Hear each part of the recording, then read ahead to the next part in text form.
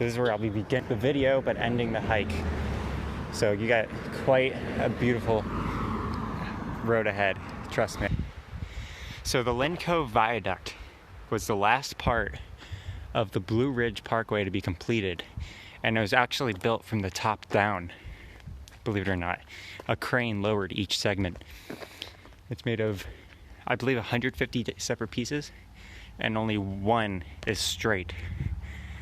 The rest of it skirts around the mountain like this. As you can see, it follows the shape, and this was done to preserve the rock field and preserve the face of the mountain, because conventional means would have completely destroyed the mountain it's on. 50 feet that way. Okay, 50 feet up? Yeah. Thank you. And then that will take you, if you go that way, will take you to Lincove Viaduct, well, you know, to the viaduct. Yeah. Now you want to get up here. All right. Hop up there. Okay, thank you. You'll see what I'm talking about. Yeah. Oh, yeah. Oh, good girl. Now she's trying to get up to me. Yep, she'll do that. She's a her in the background and viaduct in the back. That's a great shot. Good job, Misty. Okay, There you go. Good. Got her, Misty, as a rescue. We got her. Her name began with M. It wasn't very good. Didn't fit her. So I said, "What about Misty?" My wife said, "That sounds great." Right, so about 3 weeks passed, and she looked up the name, and Misty in some language means blue violet. Yeah, that sounds pretty good. A friend of hers comes over and telling the story of Misty and how I came up with the name, Blue Violet. I was like, no. I'm ex-Navy. I picked Misty because it's a stripper's name. That's great. Have a good one. I'm here at the Tonawah Trail. This way leads me to the Lincove parking area, which is where Jim and Misty recommended I go. And that was the initial plan, but I'm going to follow Jim and Misty's advice. You guys will see the view of Grandfather Mountain right here was obscured this time, but I was able to get it last weekend unobscured, so I'm glad I was able to get it. There's a fallen log. I can hear water running up ahead of me, and it's very cool having this mountainside trail that loops around the beaten path, you know? I usually try to take paths that are less traveled, as you guys know. And this is kind of a fun little twist on it, because we're on the Blueridge Parkway on a trail that kind of goes along the side of it. And it loops around and under and all that kind of stuff. So we're kind of on the path around the beaten path, if that makes sense. I love it. This is probably getting up there the more I hike it, and I've only been on it for a few feet, really. It's already becoming one of my favorite hikes. I don't know if you guys can hear it, but behind this rock you can actually hear the water dripping into some sort of reservoir.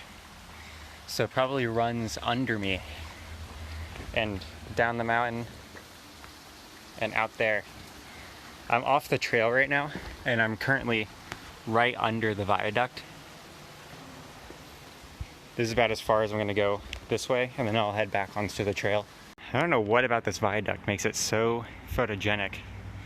It's a little unfortunate. Here, let me try to focus in on a specific spot here. There we go. I'm adjusting the brightness.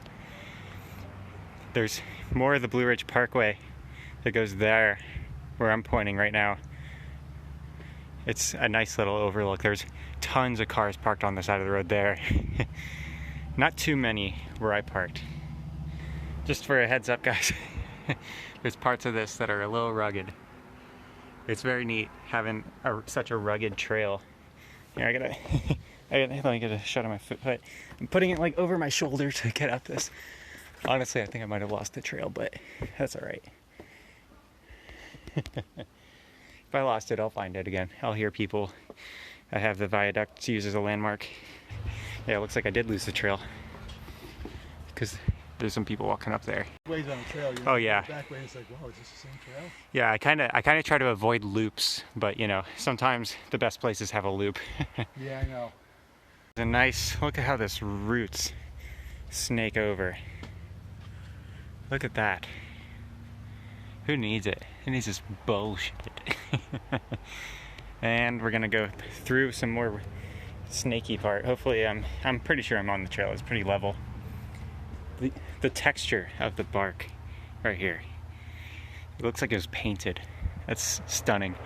And there's oozing either sap or some sort of weird fungus. Oh, and this kind of becomes a bit of a cave here. You can tell it's a cave because all of the sound of the outside world went away. That's where the trail continues. And here's the viaduct. And then this great, nice stacked rock right there. Here's a rock that had fallen before once, and it just landed here. It looks like it's just embedded. It's like somebody launched a spear into the ground here. I wonder where this fell from. But hey, I know if it starts to rain, it's been a little cloudy, I know where I'm gonna hang out. My face is hot. Whew, that was a hike. I just got back from the parking lot, and now I'm back towards where I parked myself, but I'm on a trail. I didn't go off on the branch that I stepped on. And I think this murky, muddy spot might mark the point where most people travel, because given how rigorous it was getting up to this point, I think once people see the mud, and you have to literally cross at a log to keep your feet from sinking. Oh yeah, look at how that was just cut into. I don't know by what. Maybe this slid down one time and just this is where it rested. Who knows? Hey, let me get the selfie shot so I can see myself. My cheeks are probably pretty flush. No, not quite. They're not as red as my hat, but I got my jacket. It's a little chilly, but I'm hot, dude. I'm counteracting it with my body, which is a very oddly sexual thing to say. It's like a tunnel of rhododendrons. I can hear to my right. I know I'm well above where I parked right now, because obviously there's a cliff right next to where I parked, but I can hear the voices of people in that area. So I'm probably right back around. I've definitely done over a mile so far, and I've got more to go. I walked more than I planned to now.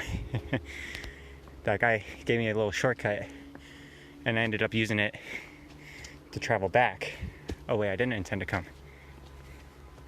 Very grateful for Jim, though. Definitely guided me on a great path. So right now I'm surrounded by these rhododendrons and dead logs. All these trees have fallen here. I'm definitely in a tunnel of rhododendrons right now. It's gorgeous, though. I can't imagine what this looks like when it's flowering in April. That is just a solid wall made out of roots. Fascinating. I wonder what got pulled up. I can't really get to the other side. Goodness, it's slippery, steep. So you guys can see there's some bright reds streaking up there, and then the clouds cover the top of that mountain. I don't know if I got footage of that mountain last weekend, but I'll be sure to cut it into this one to compare.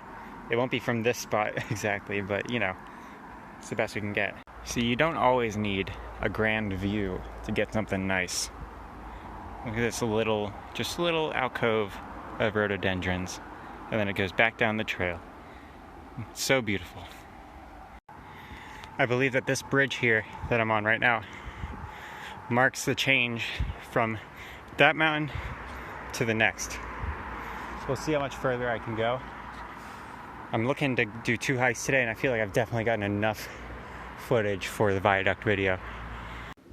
So I'm back where Jim took me on, and then right there is my next destination.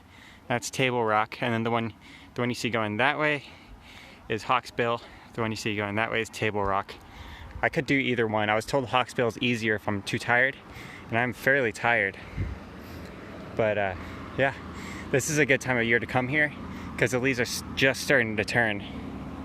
And it's by next weekend, the Blueridge Parkway is going to be just an eternal traffic jam as the leaves are in full color at this altitude.